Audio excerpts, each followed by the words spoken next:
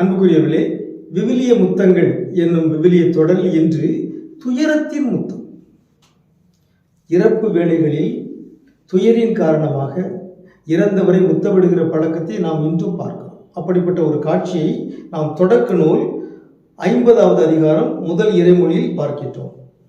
யோசேப்பு உடைய தந்தை இறந்த பொழுது யோசேப்பு தம் தந்தையின் முகத்தின் மீது விழுந்து அழுது அவரை முத்தமிட்டார்.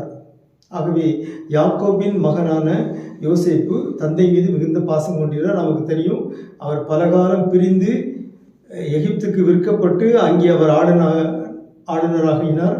அதன் பிறகு இருவரும் சந்தித்து கொண்டார்கள். யோசேப்பு தன் தந்தையை பராமரித்து வந்தார். அவர் வயது முதிர்ந்த பிறகு யாக்கோபு இறந்த பிறகு அந்த துயரின் மிகுதியால் தந்தையின் முகத்தின் மீது விழுந்து அழுது அவரை முத்தமிட்டார். ஆகவே இது துயரத்தின் முத்தமாக இருக்கிறது.